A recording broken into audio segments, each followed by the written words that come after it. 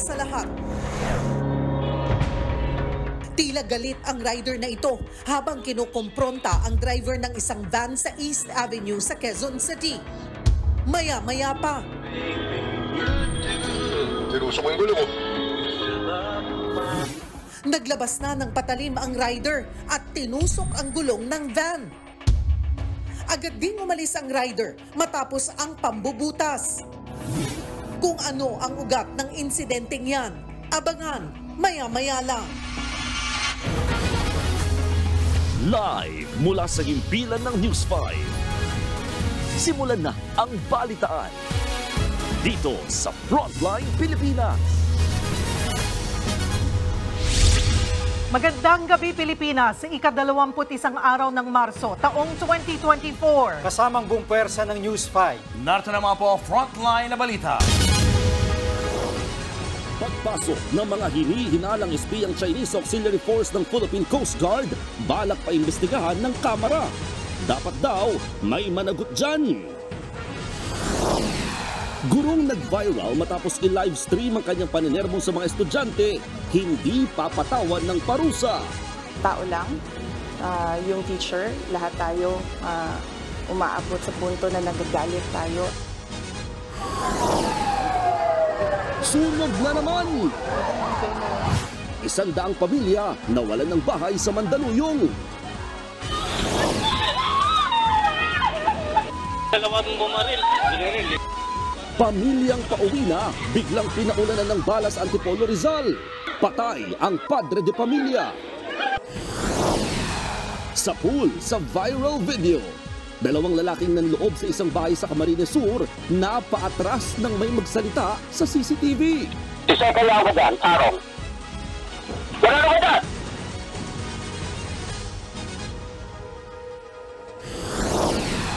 Katorse anyos na babae, paulit-ulit umanong ginahasa ng kanyang amang pulis sa Liloan, Cebu. Batang tinangay sa Angeles City, Pampanga, nakauwi na sa kanyang pamilya. Ang biktima, ginagamit umano sa pamamalimos. At pasili sa mga kaabang-abang na eksena sa nagbabalik na Lenten Special ng Eat Bulaga. Hindi ko nga alam yung love. Galit ka sa kanya. Time heals all wounds. Dead on the spot ang isang lalaki habang sugatan ang kanyang misis matapos silang tambangan sa Antipolo Rizal. Ang mismong pamamaril nahagip sa CCTV. Nasa frontline ng balitang yan, si Ian Suyu. Dalawang bumaril. Patay. Buti walang nadamay. Nagkagulo ang mga residente matapos abutan ang mga duguang sakay ng kotseng ito sa Antipolo Rizal kahapon. Ang driver ng kotse na iwang nakasalampak sa manibela matapos tambangan. Sa kuha ng CCTV, makikita pa ang pagdaan ng sasakyan ng mga biktima sa Sullivan Avenue. Pagdating sa may stoplight, huminto ang sasakyan. Dito na umalingaw-ngaw ang sunod-sunod na putok ng baril. Hindi malinaw sa CCTV kung saan galing ang mga putok, pero ayon sa ilang testigo, riding in tandem ang mga suspect. Dead on the spot ang driver. Sugatan din ang kanyang misis na tinamaan ng balas sa binti. Ligtas naman ang kanilang 10 taong gulang na anak. Tumanggi muna ang mga pulis na pangalanan ang mga biktima. Pero sa pagsisiyasat, lumabas na pauwi ang mag-anak nang mangyari ang ambush. Dagdag pa ng mga pulis, mukhang kabisado ng mga salarin ang schedule ng mga biktima. Sa tingin namin na sa binuntutan sila doon pa lang sa paggaling sa trabaho, inano nila, pagkalis pa lang nila nakabuntot na, tapos pagtigil dito sa may crossing, doon nilapitan na tinabihan ng riding tandem tsaka pinagbabalan. Mabilis namang tumakas ang mga salarin matapos ang pamamaril. Sinusuyod na ng mga pulis ang mga CCTV sa lugar sa pag-asang matukoy ang pagkakakilanlan ng 2 suspect. Inaalam na rin ang motibo sa likod ng pamamaril. Nagbabalita mula sa Frontline, Brian Basa, News 5. Sa Maynila naman, patay ang isang siklista matapos masagasaan ng delivery van. Git ng driver, hindi niya nakita ang biktima. Nasa frontline ng balitang yan, si Dave Mabuel. Mabilis ang takbo ng delivery van na to nang makuna ng CCTV sa May Osmeña Highway sa Maynila kaninang madaling araw. Pero paglagpas ng intersection, biglang umangat ang harapan at bumagal ang takbo ng van. Yun pala, may nasagasaan na itong siklista. Isang rider na nakakita sa insidente ang agad lumapit at hinarang ang van. Dead on the spot ang 60 anyos na biktimang si Antonio Hirale. Base sa investigasyon, patawidan ng kalsadang biktima ng madisgrasya. Depensa ng driver ng van, hindi niya nakita ang siklista. Bigla na lang pong sumulpot yung bisikleta rito na dahil kita nyo naman po, blind spot po ito. Tapos pag preno ko po, wala na, hindi na talaga kinaya, inaabot na po siya. Wala po rin siyang ilaw, wala rin po kahit ano na para mapansin siya. Ayon sa anak ng biktima, araw-araw na tumatawid sa interseksyon ito ang kanyang ama para bumili ng panindang buko. Maingat naman daw itong magpadyak, pero aminado siyang walang ilaw ang bisikleta ng kanyang ama. Humihingi naman ng hustisya ang pamilya ng biktima. Sa mga nakakita naman po, parang awa nyo na. Tulungan nyo naman po kami. Humingi po ako ng hustisya. Dahil sa nangyari, posibleng maharap sa reklamo reckless imprudence, resulting in homicide ang driver ng van. Nagbabalita mula sa frontline, Dave Abuel, News 5. Halos nasa 100 pamilya na sunugan sa Mandaluyong. Nasa frontline ng balitang yan si Hannibal Talete. Makapal na usok at nagngangalit na apoy ang sumiklab sa residential compound na ito sa Barangay Addition Hills, Mandaluyong pasado alas 8 kaninang umaga. Sa laki ng apoy, 11 fire truck ang kinailangang rumisponde. Ang mga residente, kanya-kanyang hakot ng gamit. Si Andrea, namalengke lang saglit, pero pagbalik niya, inabutan niyang nasusunog ang kanilang bahay. Tanging aso niya lang ang kanyang naisalba. Ang bilis po ng kalat ng apoy, gawa po ng plywood lang po siya eh. Mga plywood, ng mga bahay, kaya ang bilis talaga natupok lahat. Wala po ako naligtas. Si Remy naman, ilang panindang gulay lang ang nabitbit. Nagkasugat pa siya sa braso sa pagmamadaling lumikas. Mga tindahan yan, sir. Eh, nung nasusunog na, sir, eto na talaga siya. Hindi ko nga nararamdaman na may... Hindi ko lang alam, sir, pero nasugat lang ako. Pasado alas 9 na ng umaga na apula ang sunog. Inaalam pa ang kabuang halaga ng pinsala. As per the resident and witnesses, meron po illegal wiretapping po na pinagsimulan po ng sunog. Bali, siguro po sa dami po ng naka-jump or nakasaksak po, nag-init po dahil hindi na po nakayan siguro po nung guard. 25 bahay ang nasunog habang nasa 100 pamilya ang apektado. 5 naman ang sugatan. Pansamantalang nasa evacuation center at lumang barangay hall ang mga nasunugan. Nangako ang LGU na magbibigay ng ayuda sa mga apektadong pamilya. Nagbabalita mula sa frontline, Hannibal Talete, News 5. Tao lang yung teacher. Ito ang pahayag ni Vice President Sara Duterte sa viral teacher na nagalit sa isang live stream. Wala rin daw parusang ibibigay sa guro. Nasa frontline ng balitang yan, si Rainiel Pawid. Ang kakapal ng mga mukha nyo! Hindi papatawan ng anumang parusa ang viral teacher na tila nanenermon sa kanyang mga estudyante sa isang TikTok live. Mismong si President at Education Secretary Sara Duterte ang nagsabi niyan sa ambush interview nang bumisita siya sa paaralan sa Cambodia. Ayon kay VP Sara, naiintindihan niya ang naging damdamin ng guro. Ang una kong naging reaction is tao lang, yung teacher, lahat tayo umaabot sa punto na nagagalit tayo, lalo pag na-frustrate tayo.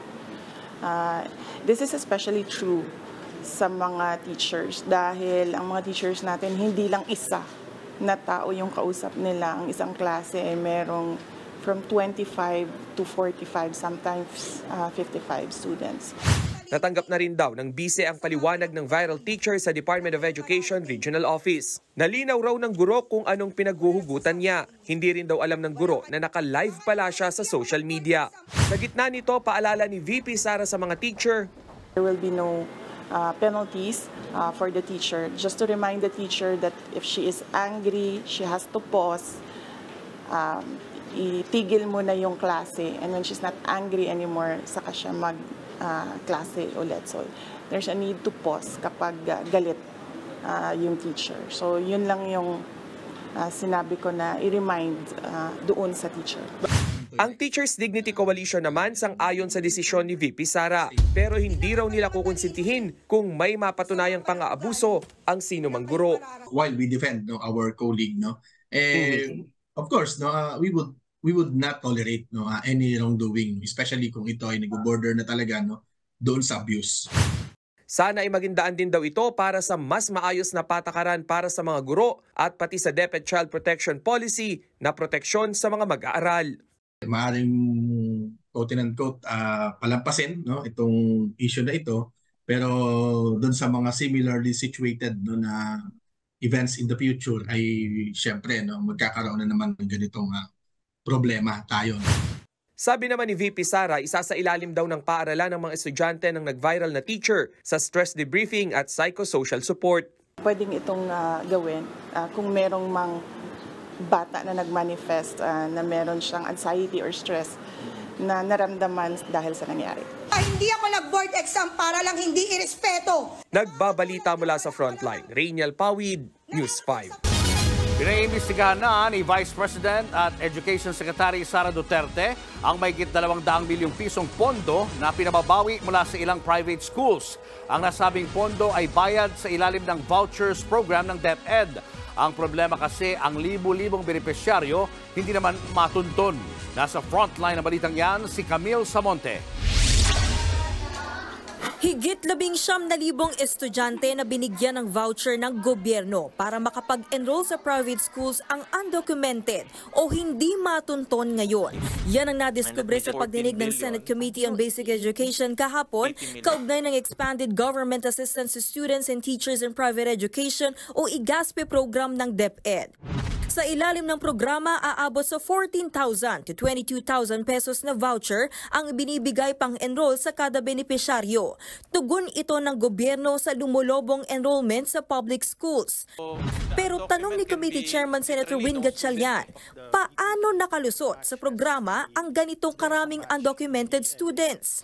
I'm trying to find out whether there's intention to defraud government. Paliwanag naman ng Private Education Assistance Committee o PEAC, may ilang pribadong eskwelahan ang hindi nakapagsumite ng requirements para mapatunayang lehitimo ang mga voucher program beneficiaries nila o VPBS. In other words, they're billing the government, but they cannot present documents to prove the existence of those students. So those are, can I call them literally ghost students? Right now, we call them kasi undocumented VPB. Dahil sa nadiskubre, aabot sa 239 million pesos ang kailangan i-refund ng ilang pribadong eskwelahan. One school can rack up to 80 million in terms of refund. How do we, what is the, naipon or the magnitude of students? Baka there is really an intention to defraud government, meaning they put different students, the same name, or maybe some of them are non-existing. Bukod dyan, lumabas din sa report ng Commission on Audit na may higit 100 senior high school students pa noong school year 2016 to 2017 ang tinagdin bilang ghost students. 2 beses daw kasi silang nakatanggap ng voucher sa isang taon. Tingin tuloy ng PEAC, posibleng pinagkakakitaan ng ilang private school ang voucher program ng DepEd. We've received anecdotal reports coming from the field that there are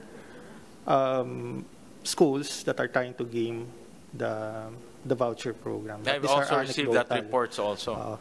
What with regards to whether the school is kung sa Java or hindi, I think for some schools that have less than 10 or 1 out of 100 VPBs, I think this may be a mistake, an honest mistake from the school.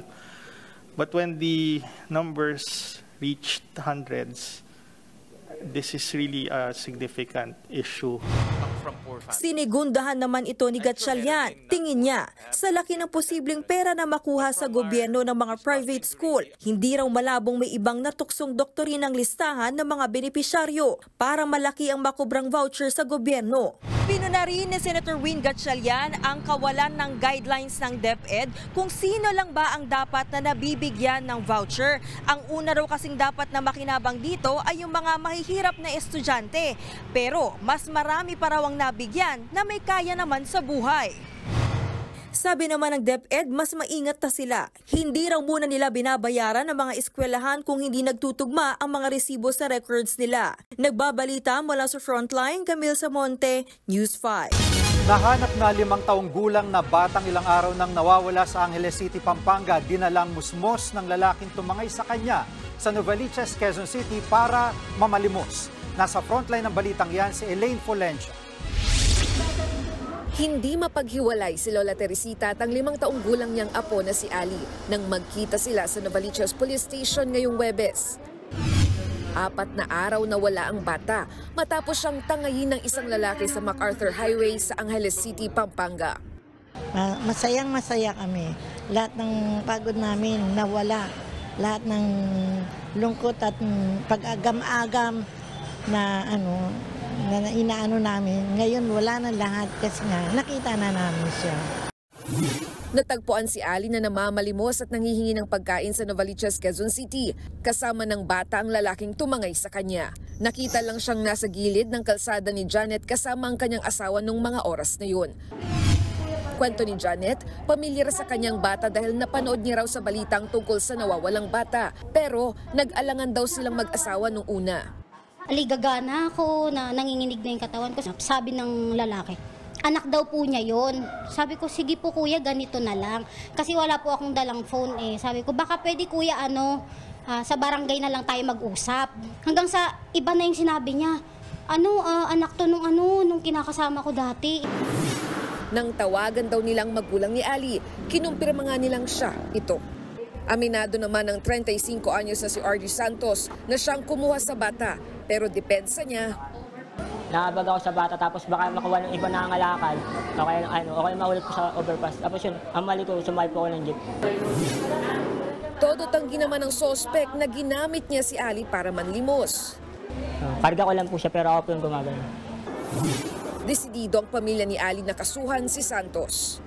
Kung hindi mo siya nasampahan ng kaso, kung hindi siya ikukulong, maring gawin niya pa sa ibang bata yun, hindi lang sa kay Ali. Tinitignan ngayon ng mga pulis kung miyembro ba ng sindikato ang sospek. Ito-turn over siya sa Angeles City Police at posibleng maharap sa kasong kidnapping. Isa sa ilalim sa medical legal si Ali para malaman kung inabuso siya ng sospek. Nagbabalita mula sa Frontline, Elaine Fulgencio, News 5. Ginagawa nga bang tambakan ng mga patay na bahura ang bahagi ng West Philippine Sea? Kabilang yan sa mga aalamin sa kauna-unahang underwater assessment ng ating mga marine biologists sa pinagtatalunang teritoryo. At live mula sa Pag-asa Island, nasa frontline ng balitang yan, si Gio Robles. Gio, nagsimula na ba ang assessment? Cheryl, nagsimula na nga kanina ang Maritime Resource Assessment para silipin ang sitwasyon ng yamang dagat sa bahaging ito ng West Philippine Sea. 2 araw itong gagawin ng Philippine Coast Guard at BIFAR, katuwang ang mga marine biologists at researchers. Isa sa sentro ng pagsusuri ang umano'y dead corals na posibleng itinambak sa mga sandbar malapit dito sa Pag-asa Island. Setyembre ng nakaraang taon nang madiskubre ang mga patay at nakatambak na corals o mga bahura sa Sandy Cay 2, isa sa 4 na sandbars malapit sa Pag-asa Island.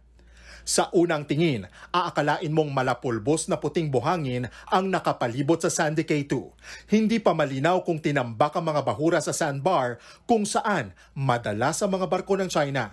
Kanina, binalikan ng Philippine Coast Guard at Bureau of Fisheries and Aquatic Resources ang Sandy Cay 1 at 2. Kasama sa misyon ng mga eksperto at researchers mula University of the Philippines Diliman Institute of Biology at National Fisheries Research and Development Institute. Ayon sa Philippine Coast Guard, layo nilang masuri ang marine biodiversity, partikular ang mga isda at ibang yamang dagat sa palibot ng sandbar. Ito ang unang pagkakataong magsasagawa ng underwater assessment ang mga marine biologists sa katubigan na sakop ng mga sandbar. When we go underwater, what we will do is that we need to look at what is natural coral reef in there. And if we find something that is different from what is in there naturally, like the live corals. Bahagi rin ng pagsusuri na alamin kung may mga patay na bahura mula sa ibang lugar na posibleng itinambak sa Sandy Cay 2. Ipinagtataka raw kasi ng mga mangingisda na lumalaki at lumalawak ang Sandy Cay 2 nitong mga nakalipas na buwan. Nang tanungin naman si PCG spokesperson for West Philippine Sea, Jay Tariela, kung posible bang may illegal reclamation sa Sandy Cay 2, tumanggi muna siyang magbigay ng detalye. We don't want to give speculative statements to the public. That's why we need the assistance of our marine scientists from the University of the Philippines before we come out with such assertion. It has to be supported by scientific evidence. Cheryl, alam mo, mahalaga sa usapin ng food security ng bansa ang West Philippine Sea na mayaman sa marine resources. Cheryl, bukas itutuloy ng PCG BIFAR ang Maritime Resource Assessment. Target na mapuntahan ng grupo ang Sandy Cay 3 at Sandy Cay 4. Ito yung mga sandbar na mahigpit na binabantayan ng China Coast Guard at malapit sa Subi Reef na kung matatandaan natin ay nagtayo na rin ang China doon ng mga infrastruktura. Cheryl, balik sa'yo. Maraming salamat, Gio Robles. Maiimbestigahan ng Kamara ang pagpasok ng mga Chinese sa Philippine Coast Guard Auxiliary Force kung hindi aksyon ng PCG. Depensa ng Coast Guard, humanitarian assistance lang daw ang papel ng mga Chinese. Itinanggi rin nilang espiya ang mga ito. Nasa frontline ng balitang yan, si Marian Enriquez. Hindi makapaniwala ang mga kongresista sa naungkat na impormasyong may 36 na Chinese na nakapasok o na-recruit sa auxiliary force ng Philippine Coast Guard. The agency na involved sa pagprotekta ng West Philippine Sea, parang double whammy naman tayo doon, di ba? Bakit sila nakapasok? Sino yung mga nagpahintulot, who turned a blind eye? Sa pagdinig kahapon, lumabas na bagamat delisted o inalis ng mga ito sa ahensya, nangangambang mga mambabatas na espiya ang mga Chinese. Ayon sa Coast Guard, nasa 2 hanggang 3 taon ding nanatili sa kanila ang mga Chinese. Tingin ng mga kongresista, dapat may managot dito. I'm sure hindi naman pwedeng nangyari lang yun na sila lang. It's not what we can consider an honest mistake. I'm sure the concealment is something that's malicious, and that is a serious threat to national security. Kung wala raw mapapanagot ang PCG, mismong Kamara na raw ang mag-iimbestiga.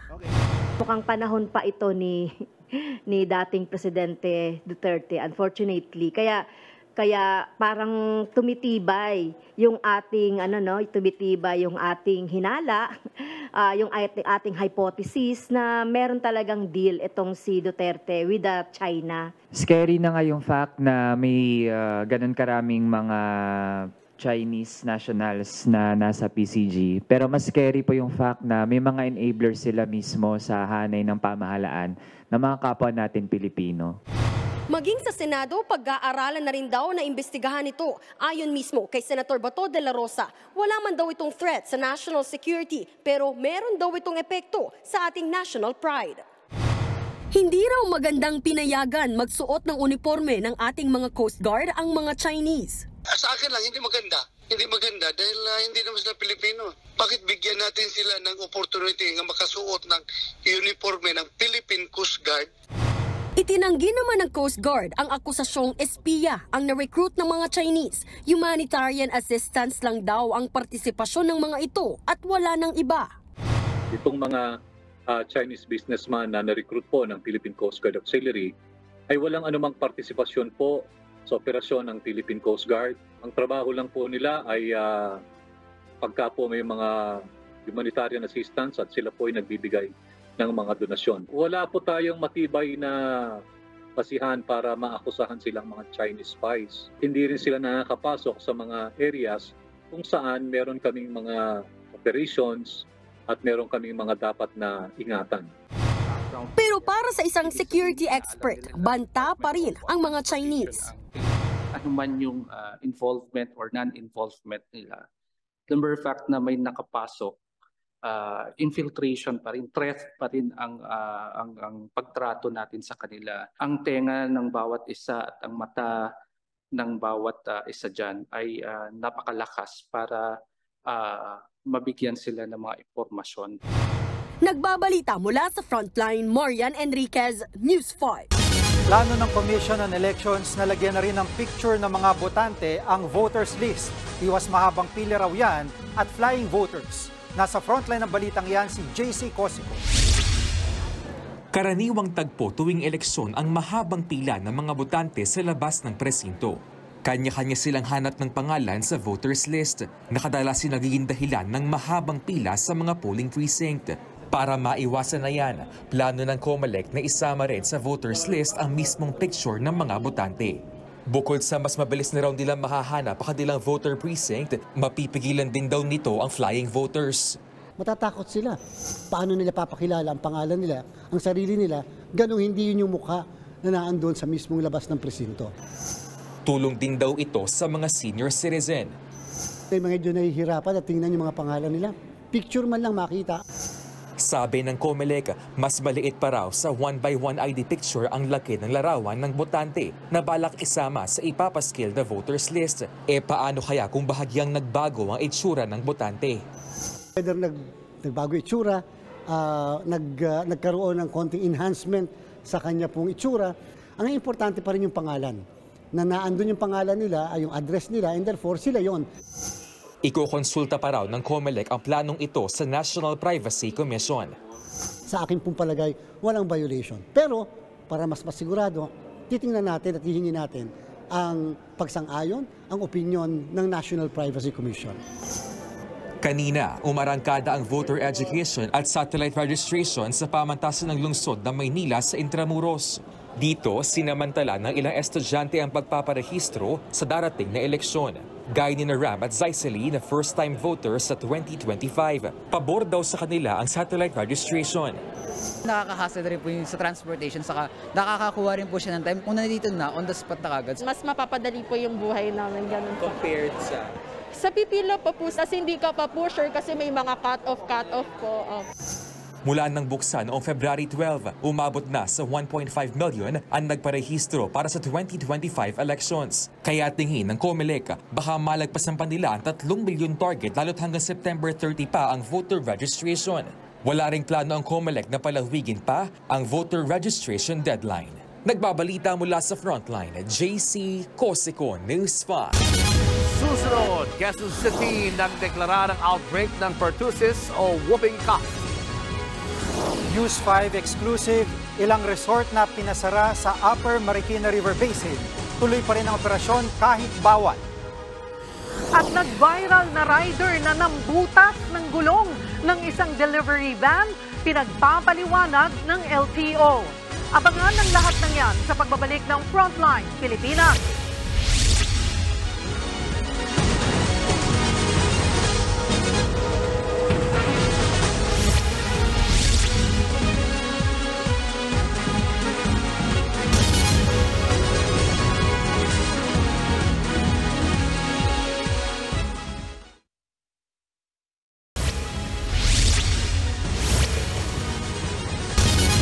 Pinalawak ang 5% grocery discount para sa mga senior citizen at persons with disability.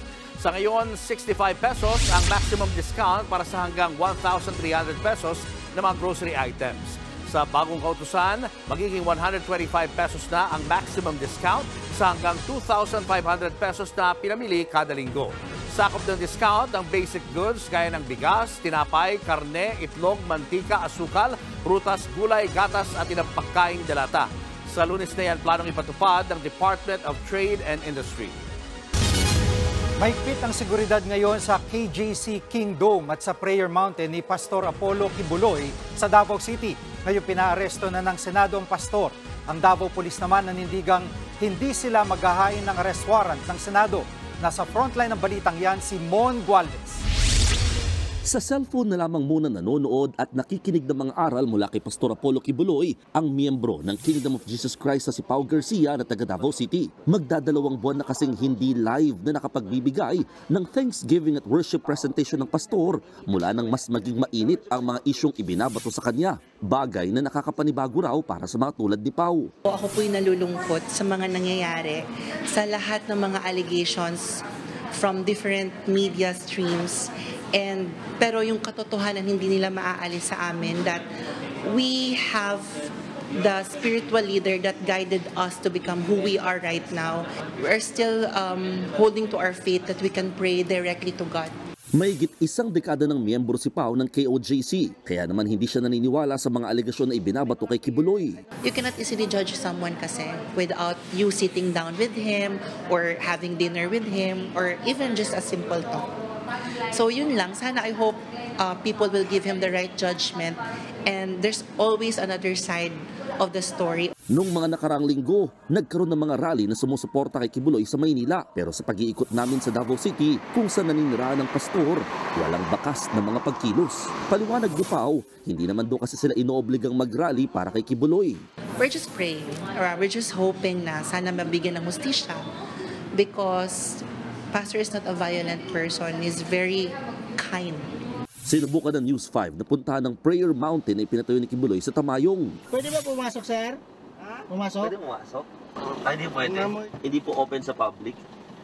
Tagal na. Pero ilang buwan na itong hindi bukas sa publiko. Sinilip din namin ng KJC Kingdom para makakuha sana ng panig ng pastor. Pero hindi kami pinayagan. Maigpit ang seguridad sa paligid. Maya't maya rin kami kinukuhanan ng video at litrato. Nitong Martes, inilabas ng Senado ang arrest warrant laban kay Quiboloy dahil sa hindi nito pagsipot sa mga pagdinig na ginagawa. Pero hanggang ngayon, wala pang order na nakakarating sa Davao. Paliwanag ng Regional Police Office 11, di tulad ng mga inilalabas ng korte, hindi raw sila ang magsisilbi ng warrant of arrest laban sa pastor. Ito naman pong warrant of arrest kay Pastor Quiboloy from the Senate. Ang mag-e-effect po nito ay yung Sergeant of Arms. Mag-a-assist lang po ang Philippine National Police sa pag-serve po ng warrant of arrest. And then after po nun, hindi po siya malalagay sa custody ng PNP. Diretso po siya doon sa Senado po. Nakahanda naman daw ang mga pulis sakaling magkaroon ng pagkilos oras na arestuin si Quiboloy. Sa isa namang text message, sinabi ng abogado ni Quiboloy na si Attorney Elvis Balayan, hindi na raw muna sila magbibigay ng anumang pahayag sa media. Nagbabalita mula sa Frontline, Mon Gualvez, News 5. Nakararanas ng malatrang kasong sintomas sina President Bongbong Marcos at First Lady Liza Araneta Marcos. Kinumpirma yan mismo ng Presidential Communications Office kasunod ng punong schedule ng Pangulo at ng First Lady nitong mga nagdaang araw. Sa ngayon ay napainom na raw ng gamot ang dalawa. Dahil dyan, kansilado ang lahat ng appointments ng Pangulo ayon kay PCO Secretary Cheloy Garafil. Inirekomenda rin kasi ng kanilang doktor na magpahinga muna ang dalawa para mabilis na gumaling. Iniakyat na sa plenaryo ang panukalang gawing legal sa bansa ang medical cannabis o marijuana. Sa sponsorship speech ni Senator Robin Padilla para sa Senate Bill 2573 o Cannabis Medication Act o Medicalization Act, ginit niyang panahon na para bigyan ng access ang mga qualified na pasyente sa medical cannabis. Nakabase naman daw sa pag-aaral ng mga eksperto sa iba't ibang bansa, gaya ng Israel ang inihain niyang batas. Nilinaw din ni Padilla na tanging mga pasyenteng na-diagnose lang na may malalang kondisyon ang papayagang gumamit ng medical marijuana. At para masiguro ang maayos na pagpapatupad nito, itatatag ang Philippine Medical Cannabis Authority bilang regulating agency.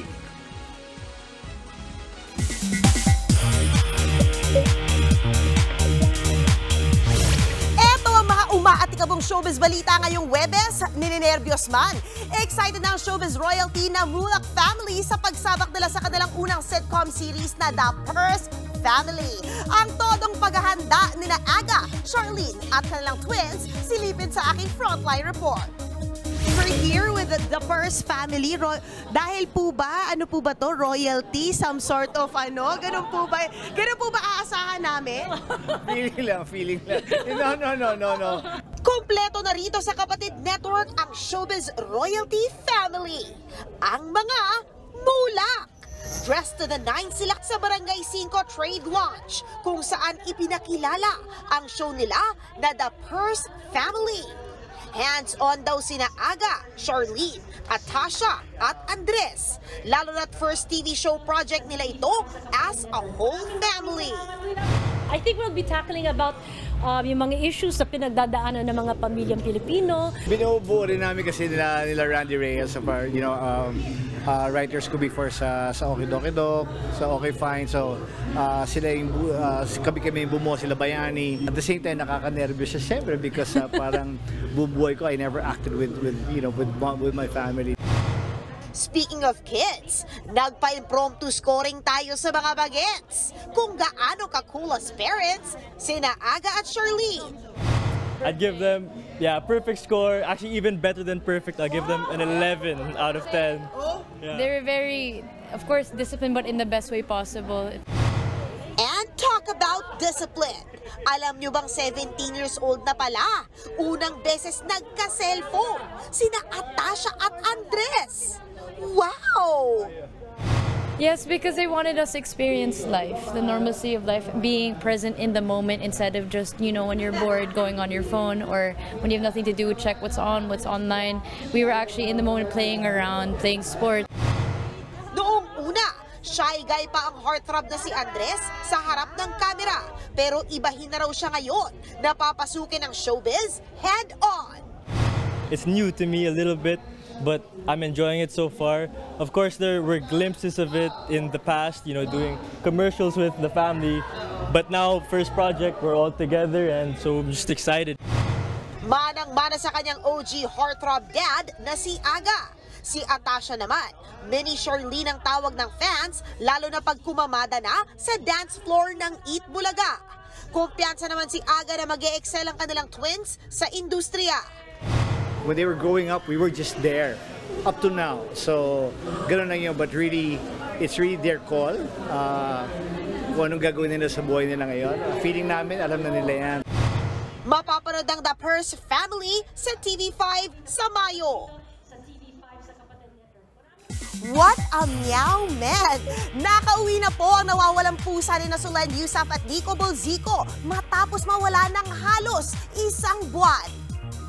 What is your price? I don't know, we'll see. Nasorpresa ang anak nilang si Tilly sa pagbabalik ng pusang si El Gato. Sinalubong niya ito ng isang yakap. Sabi nga ni Nico, 29 days daw nawala ang pusa at 29 days din silang nag-explain kay Tilly kung nasaan si El Gato. Hanggang sa bigla na lang daw umuwi ang kanilang fur baby. Ngayon, reunited na sila, busy na rin si Tilly sa pakikipaglaro kay El Gato at sa aso nila na si Pochola. Cheer up sa Pinoy fans ng K-pop girl group na Twice dahil magbabalik sila dito po sa Pilipinas. 필리핀 원스 여러분, 하나, 둘, 셋. 와이나미, 안녕하세요. 트와이스입니다. 마할나미 까요. Ang excitement ng Pinoy once sa mensahe na yan ng grupo, inimbitahan nila ang fans sa isang fan meet. Bukas pa po iaanunsyo ang venue, petsa at ticket details nito. Pero for sure, mafe-feel nyong special kayo sa event na yan. September pa po last year nang huling bumisita ang Twice sa Pilipinas para sa kanilang Ready to Be World Tour. Ang Twice po ang nagpasikat sa mga kantang What is Love, Cheer Up at One Spark. Inilabas na po ang teaser ng Season 3 ng historical fiction romance TV series na Bridgerton. Dito, ipinakita ang newlyweds sa Kate Bridgerton, played by Simone Ashley, at Anthony Bridgerton, played by Jonathan Bailey, sharing a dance. Pero eto ang bago. Mas magpo-focus po ang kwento ngayon kina Penelope Featherington, played by Nicola Coughlan, at kanyang longtime crush na si Colin Bridgerton, played by Luke Newton. Mapapanood sa Netflix ang Part 1 sa May 16 at Part 2 naman po sa June 30. Susunod, 14 anyos na babae sa Cebu, ilang beses daw hinalay ng kanyang pulis na ama. Pagnanakaw ng 2 kawatan sa Naga, Camarines Sur na bulilyaso nang may biglang nagsalita sa CCTV. At Efren Batarreyes, official Hall of Famer na sa World Billiards. Yan at iba pa sa pagbabalik ng Frontline Pilipinas.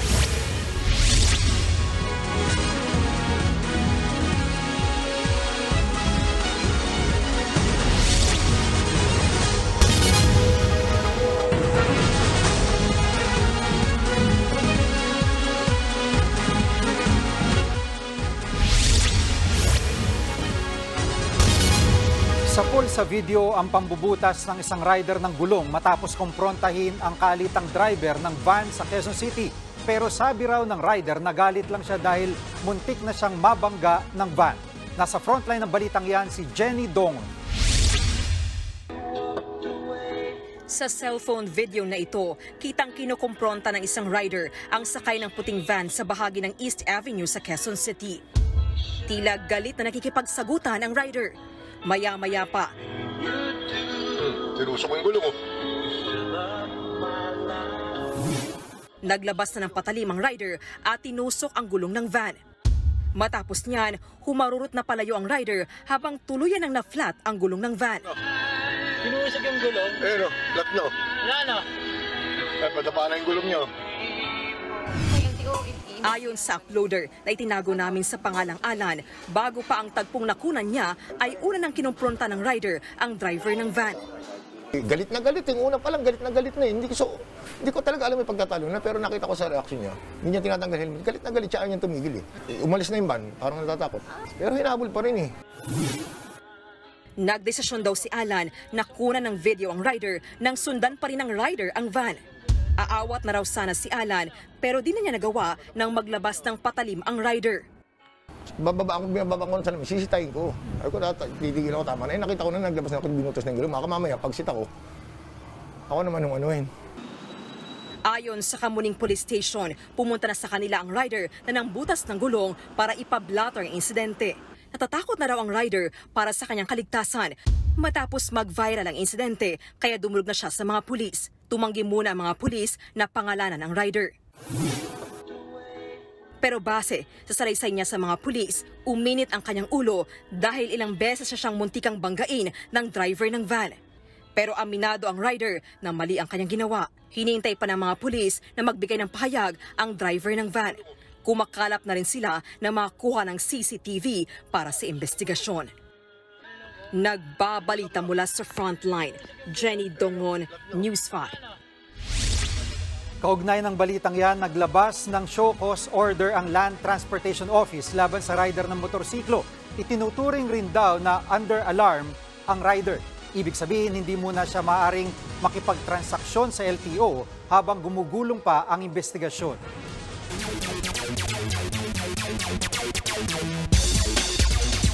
What's up mga kapatid? Pinili ng International Volleyball Federation o FIVB ang Pilipinas para maging solo host ng 2025 Volleyball Men's World Championship.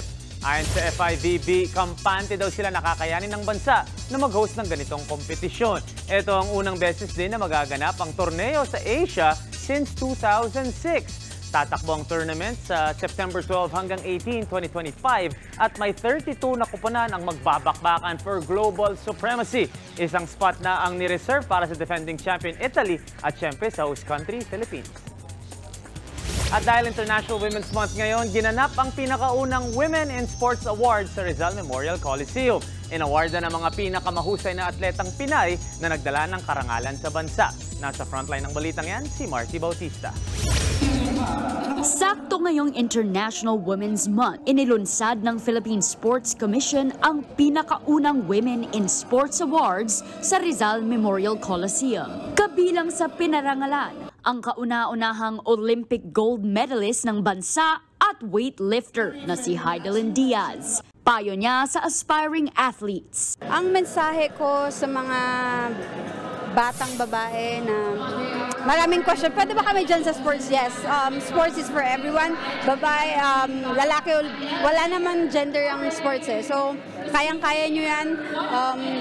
Don't doubt yourself. Makita naman natin ngayon, most of our achievers ay mga kababaihan. Naroon din sina Rubelin Amit at Cheska Centenio na parehong namamayagpag sa billiards. Ang dami kong mga naging kaibigan na female athletes and pag nagkakwentuhan, they are in a male-dominated sport and namamayagpag sila in the world stage. So ako, I'm very proud. I'm very proud of all these women and they deserve all the recognition and all the awards. Sobrang saya po.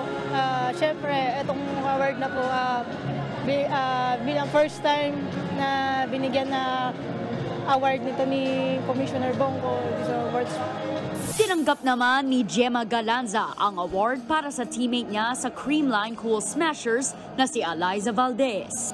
Sobrang sarap sa feeling, nakakaano sa heart na talaga ang kababaihan ngayon talagang nare-recognize na po at na-acknowledge. And nakikita din kung gaano tayo nag-excel kung ang mga kababaihan po sa sports. Present din si PSC Commissioner Bong Ku na nagdala ng karangalan sa bansa sa larangan ng bowling. Malaking bagay daw ang award para mapakitang kaya ring makipagsabayan ng mga atletang Pinay. Never ako naka-encounter na isang awards na only for female. Ang nakikita ko kasi sometimes, ang isang atletang babae, ang female athlete, ang ganda naman ng performance siya, kaya lang patapat na male. So ang magiging sports award yung male. Nagbabalita mula sa Frontline, Marky Bautista, News 5. Susunod, protected areas sa Upper Marikina River Basin, kaliwat kanan ang nakatayong resort. Japan, niyarig na naman ng malakas na lindol. At buhayang nasa pangangalaga ng isang lalaki sa Amerika, binawi ng gobyerno. Tutok lang mga kapatid, magbabalik pa ang Frontline Pilipinas.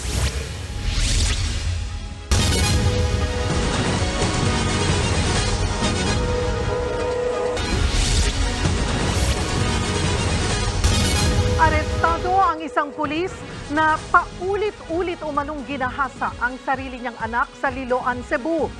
Ginagawa umano ng suspect ang krimen habang natutulog ang kanyang misis. Nasa frontline ng balitang yan, si John Aroa. Sa kulungan ang bagsak ng pulis na ito sa Liloan, Cebu. Inaresto siya matapos ireklamo ng panggagahasa sa 14 anyos niyang anak. Nangyari ang krimen sa loob mismo ng bahay na inuupahan ng kanilang pamilya. Hindi na idinitalye ng Cebu Police kung ilang beses, pero paulit-ulit umanong nangyari ang panggagahasa ngayong buwan lang. Ginagawa raw ng suspect ang kahalayan sa madaling araw kung kailan tulog ang kanyang misis. Nitong linggo lang naglakas loob ang biktima na magsumbong sa kanyang ina. Agad namang humingi ng tulong sa otoridad ang asawa ng suspect. Nagkasa naman ng operasyon ang mga pulis para arestuhin ang kanilang kabaro. Sinubukan naming kunan ng pahayag ang suspect pero tumanggi na siyang magsalita. Di naman makapaniwala ang mga kaibigan at kapitbahay ng suspect sa nagawa nito. Dugay nung gaming barkada na ako. Matagal na kaming magkabarkada nang mabalitaan ko kahapon. Ang ginawa niya sa kanyang anak, hindi ako makapaniwala. Hindi man lang siya nakonsensya. Di niya naisip, ang ganda ng trabaho niya, sinayang lang niya. Mariing kinundinan ng Cebu Provincial Police Office ang krimen.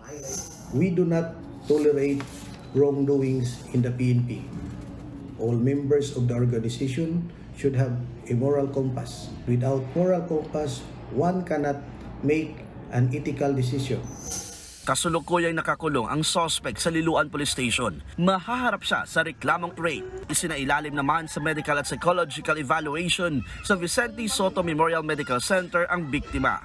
Nagbabalita mula sa Frontline, John Aroa, News 5. Naging abala si Vice President Sara Duterte sa kaliwat kanang meeting niya sa pagbisita niya ngayong araw sa Cambodia. Pero kahit nasa abroad, sinagot pa rin niya ang ilang issue sa politika. Nasa frontline ng balitang yan, si Gary De Leon. On separate occasions, the President and the former President similarly expressed concerns over my well-being. I assured them that I would take care of myself as I carry out my duties and responsibilities. Maraming napaisip sa pahayag nito ni Vice President Sara Duterte na inilabas niya noong Martes bago pa tumulak papuntang Cambodia. Pareho raw nag-aalala sa kanya sina Pangulong Bongbong Marcos at ama niyang si dating Pangulong Duterte. Pero hindi na niya idinitalye kung bakit. Kaya habang bumibisita sa Phnom Penh, Cambodia bilang Pangulo ng Southeast Asian Minister of Education o si Mayo, nagkaroon ng pagkakataon ng media na tanungin si VP Sara tungkol dito. Paliwanag ng bise, marami raw kasi nagtatanong kung ano ang plano nilang mag-ama sa papalapit na 2025 midterm elections. Hindi kami nagdi-discuss ng politika ni President Rodrigo Duterte. Noon man, bago pa siya naging president, nung naging president siya, hanggang ngayon, hindi ganyan yung relationship namin ni former President Rodrigo Duterte. Hindi rin lingid sa kaalaman ng marami ang lamat sa relasyon ng mga Duterte at Marcos. Bunsod ng sunod-sunod na banat ang dating Pangulo sa Administrasyong Marcos. Pero nang kamustahin ng bise kung nag-uusap pa sila ng Pangulo. With regard naman to President Bongbong Marcos, hindi namin pinapag-usapan yung mga paniniwala ko or stand ko or opinion ko sa mga national issues. Natanong din si BP Sara tungkol sa pagpasa ng Kamara sa panukalang kanselahin ang prangkisa ng SMNI. Hindi naman na mag-matter yung advice ko and yung opinion ko dito, no. What I would suggest sa SMNI is to consult their lawyers kung ano yung mga pwede pang legal options nila with regard to their franchise. Bago naman umuwi sa Pilipinas ngayong gabi, naging abala muna ang Vice Presidente sa kaliwat kanang meeting dito sa Cambodia buong araw. Kaninang umaga, nakipagpulong siya sa Deputy Prime Minister ng Cambodia na tumatayo ring Minister of Education, ang counterpart niya sa DepEd. Bumisita rin siya sa isang Cambodian primary school. At game na nakipagkwentuhan sa ilang estudyanteng Pinoy sa Philippine International School sa Phnom Penh. Para sa uli niyang event, nakipagkita rin ang Vice Presidente sa Filipino community sa Cambodia kaninang hapon. Nagbabalita mula sa Frontline, Gary De Leon, News 5.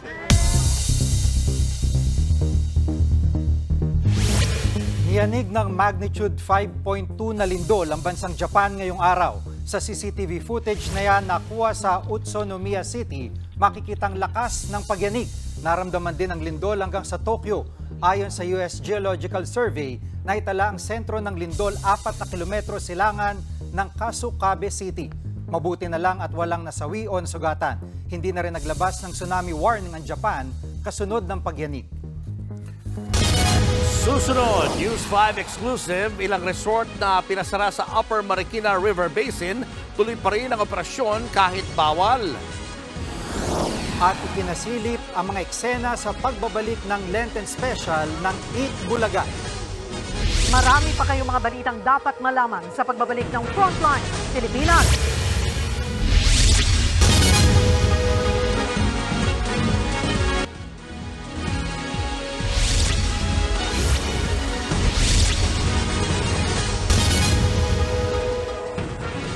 Nagdeklara na ng outbreak ng pertussis sa buong Quezon City dahil sa dumaraming kaso at dumaraming namamatay. Ang pertussis ay impeksyon sa respiratory system at labis itong nakakahawa. Nasa frontline ng balitang yan si Laila Pangilinan. Hindi na umabot sa 2 buwang gulang ang isa sa kambal na anak ni Annabel. Nasawi si Baby Jasmine noong March 8. Ayon kay Nanay Annabel, madalas ang pag-ubo ni Baby Jasmine at hirap siya sa paghinga. Inaalala ko yung anak ko, kung paano, kung anong gagawin ko, kung anong tulong pwede kong bigay sa anak ko. Kaso wala, hindi kinaya ng bata eh. Si baby pa daw talaga. Ang dahilan ng pagkasawi ni Baby Jasmine, pertussis o whooping cough. Kilala rin ito sa tawag na ubong dalahit o tuspirina sa Filipino. Impeksyon ito sa respiratory system na dulot ng isang uri ng bakterya. Ayon sa eksperto, kadalasang sintomas ito ay pag-ubo ng higit sa 2 linggo at hirap sa paghinga. Mabilis din daw itong makahawa. Madalas tamaan ito ang mga sanggol na wala pang 6 na buwang gulang at hindi pa protektado ng bakuna. Labis ang pag-aalala ni Nanay Annabel, lalo't nagpositibo rin sa pertussis ang isa pa niyang baby na si Gianna. Grabing trauma. Pag umuubo siya, tataranta na ako. Kasi naranasan ko sa kambal niya eh. Ilan lang ang mga anak ni Annabel sa mga tinamaan ng pertussis sa Quezon City. Sa tala ng Quezon City LGU, umabot na sa 23 ang kaso nito mula Enero hanggang nitong March 20. 4 na ang nasawi. Mas mataas kumpara sa mga naitala noong 2023. Dahil sa tumataas na bilang ng kaso at namamatay, nagdeklara na ng pertussis outbreak ang Quezon City. Ayon kay Quezon City Mayor Joy Belmonte, hirap silang puksain ito, lalo't ubos na ang stock nila ng bakuna kontra sa naturang sakit. Pero ginagawa na raw nila ito ng paraan. The scarcity of the vaccine is what makes this an outbreak. We are mobilizing our own resources towards procuring the needed vaccines to keep our children safe. Sa buong bansa naman, tumaas sa 453 ang bilang ng mga kaso ng pertussis na naitala sa unang 10 linggo ng taon. Kapansin-pansing malaki ang itinaas nito kumpara noong taong 2021, 2022 at 2023. Ayon sa Department of Health, sa ngayon wala pa silang stock ng bakuna kontra pertussis. Posibleng sa Mayo pa raw magkaroon ng supply nito. Bukod sa mga sanggol, posible ring tamaan ng pertussis ang mga matatanda. Habang hinihintay pa ang bakuna, pinaalalahanan muna ang publiko na magsuot ng face mask at mag-isolate kung magpositibo. Nagbabalita mula sa Frontline, Laila Pangilinan, News 5. Karaniwan ang pag-aalaga ng aso o pusa, pero sa New York sa Amerika, isang lalaki ang hiniwalay sa alaga niyang buwaya. Umaapila ngayon si Tony Cavallaro dahil kinuha ng gobyerno ang mahigit 3 dekada na niyang alagang alligator na si Albert. Paliwanag ng pamahalaan, expired na ang lisensya ni Cavallaro para alagaan na ang buwaya. Nilabag din daw nito ang patakaran sa pag-aalaga ng wild animal. Hinahayaan lang daw kasi ni Cavallaro na malapitan ng mga tao si Albert. Depensa ng pet owner, hindi kailanman nanakit ng tao ang kanyang alaga sa loob ng 30 taon. Sa ngayon, nagpetisyon na siya para mabawi si Albert.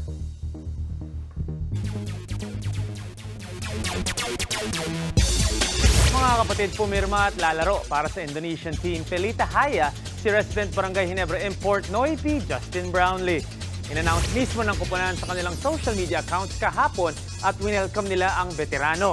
Ayon kay Gilas at Ginebra head coach Tim Cone, may go signal nila ang paglaro ni Brownlee sa Indonesia habang break pa ngayon ang Gilas at All Filipino ang ongoing conference sa PBA.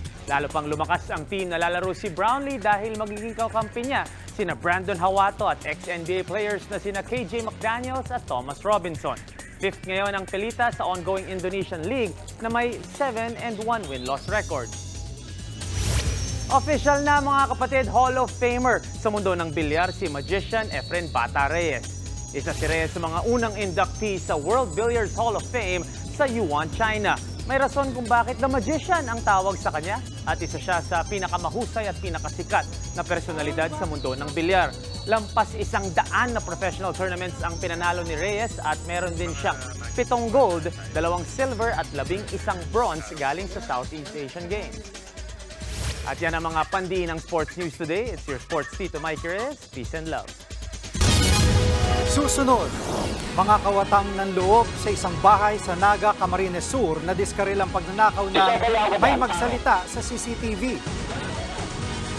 Mga patikim sa Eat Bulaga Lenten Special, ipinasilip sa kakaibang challenge ng mga Dabarkads. Tuloy-tuloy pa ang makaburahang palitan sa pagbabalik ng Frontline Pilipinas.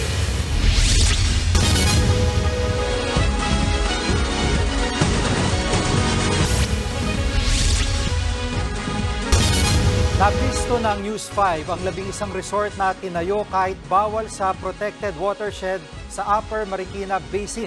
Ang ilan sa mga yan tuloy pa rin ang operasyon kahit pinagbawalan na. Narito po ang special report.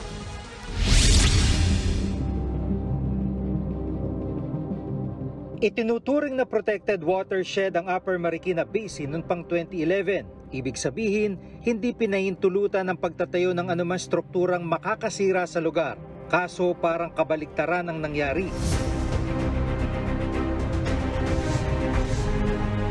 Nang inspeksyonin ng News 5, nasa 11 resorts na ang itinayo sa mismong watershed. Ito ang mga nakuna ng aming drone sa Masungi Geo Reserve. So ang tanong, detrimental ba yung ganyang swimming pool resort? Nakakasira ba sa tubig? Nag-impede ng tubig? Yes. Nagpo-promote ng tree cutting? Yes. Nagpo-promote ng waste at basura? Yes. So detrimental ba siya? Yes. Katulad ng kontrobersyal na pagtatayo ng resort at iba pang infrastruktura sa Chocolate Hill sa Bohol. Palaisipan kung paano nagsulputang parang kabuti ang mga resort sa Sitio San Roque, Barangay Pinugay. Ayon sa nakausap naming barangay at mga municipal officials, taong 2021 pa lang, nagpasara na sila ng 7 resort dahil sa kawalan ng permit para makapag-operate. Ang una pong kinukuha, barangay clearance, bago ka po kumuha ng business permit, doon po sa bayan ng Baras. Sa part namin, talagang wala po kami binigay. Yung pong 7 resorts na yon ay na ipasarado na namin. Dahil po yun sa monitoring po namin dahil ang Upper Marikina nga po ay protected area at dahil sila po ay walang kaukulang permit mula sa PAMPI at DNR.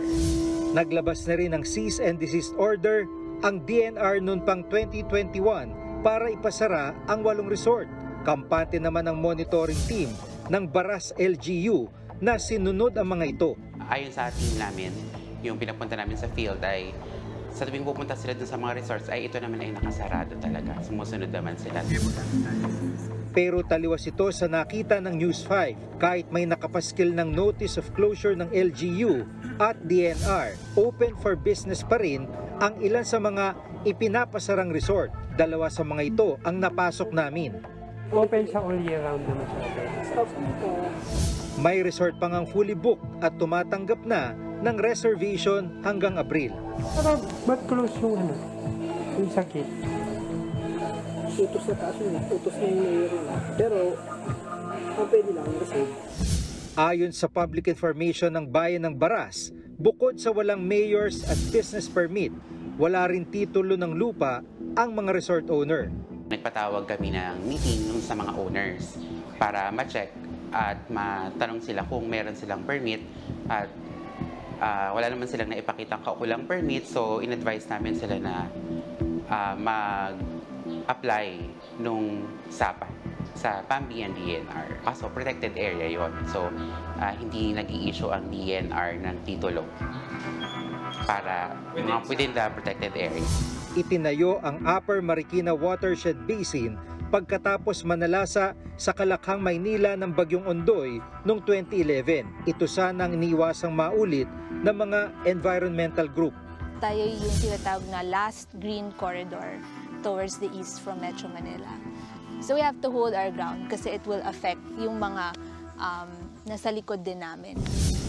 Habang sinusulat namin ang ulat na ito, sinisika pa rin namin kunan ng pahayag ang DNR pero hindi pa rin sila naglalabas ng pahayag. Nagulantang ang mga magnanakaw nang biglang may nagsalita sa CCTV ng nilooban nilang bahay sa Naga, Camarines Sur. Sa kuha ng CCTV mula sa viral na Facebook post, makikita ang 2 lalaking naglalakad sa kalsada. Pumosisyon sila sa gilid ng isang bahay, winasak ang lock at saka pumasok. Nasa pool sa video ang pagpasok nila sa loob ng bahay. Ang isang lalaki nag-ikot sa first floor habang dumiretso sa hagdanan ang kasamahan niya. Wala pa man silang nakukuha sa bahay, biglang may nagsalita sa CCTV. Isa ka lang ako dyan, Arong. Wala na ko dyan! Napatakbo ang mga kawatan at dali-daling tumakas. Nagkataong isa palang combat engineer ng militar sa Amerika ang may-ari ng bahay. Live niyang napapanood ang nangyayari dahil konektado sa internet ang mga CCTV. Wala namang natangay ang mga magnanakaw. Tingin naman ng barangay, dayo ang mga salarin.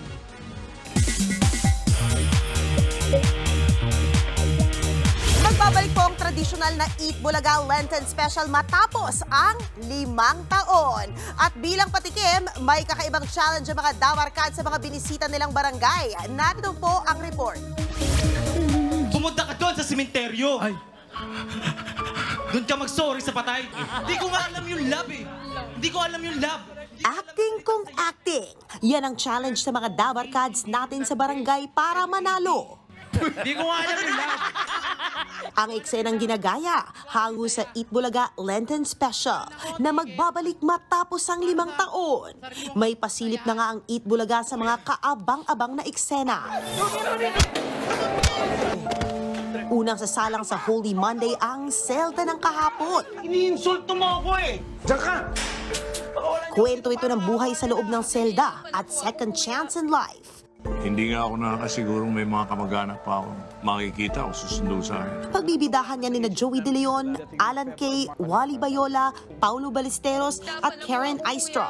Ikinwento ng ilang Dabarkads ang kanilang excitement sa pagbabalik ng tradisyonal nilang handog tuwing Semana Santa. Nagulat lang kami dahil akala namin, dahil nga kalilipat lang namin ng Channel 5, parang nawala na sa isip namin yun. Makikita nyo nagdidrama yung mga host natin na palaging nakikita na masaya, nag-joke, tapos sa Lenten Special nakikita nyo naman na ganun pa rin. Nag-joke pa rin. Parang mahirap paniwalaan na nagdadrama, gano'n. Hindi ko nga alam yung love. Time heals all wounds. Kanya-kanya. Kwento naman ng pagtulong ng walang kapalit ang hatid ng Love Thy Neighbor sa Holy Tuesday. Kami nga po, kahit hindi nyo kaano-ano kinupkup nyo eh. Yun nga po yung nakuha ko kay tatay eh. Marunong dapat makipagkapwa-tao. Pinagbibidahan yan ni Raiza May Dizon, Maine Mendoza, Jose Manalo at Tito Soto. Grabe yung kaba ko. Friend, one scene na. Hindi naman naitago ni Miles Ocampo at Atasha Mulak ang kaba sa taping para sa kanilang Lenten Special. Yung malditang yan, pumasok sa classroom ko at kung ano-ano laso na pinainom sa akin. Malaki siyang story. Kasama silang bibida sa natatanging kwento ng pagmamahal at pagpapatawad sa Para Di Makalimot na ipapalabas naman sa Holy Wednesday. Bitawan mo kung sino ka ba? Makakasama nila sina Tirso Cruz III, Bossing Vic Soto, Ryan Agoncillo at Ice Sigera. Starstruck ako kasi kasama ko si Sir Tirso Cruz at si Bossing din for a dramatic role. Of course, I'm very happy and grateful for the opportunity. Personally, I was very excited nung malaman kong magkakaroon ulit ng Lenten Specials. 5 years, wala tayong ginawa. Tatlong kwentong sumasalamin sa buhay na mag-iiwan ng aral. Yan ang handog ng mga Dabarkads para sa inyo ngayong Holy Week. At maraming mag-aabang niyan. Sobra. Next week na po yan, next week. After 5 years sa TV5. Yun. Alam mo, hindi ko naman yan. Nawala pala yan sa TV. Kasi naging tradisyon na yan ng Itbulaga every Lenten season. Super. Excited na tayo sa showdown ng aktingan nila. So next week na yan? Yes. Meron daw Frontline Pilipinas Lenten Special. Kami ready ka na ba? papasok. Ikaw, ready ka na ba? Yan tayo. At yan ang mga balita at impormasyon dapat niyong malaman sa araw na ito. Mga balita para sa may alam at may pakialam. Kami ang inyong mga kasangga sa Frontline Pilipinas.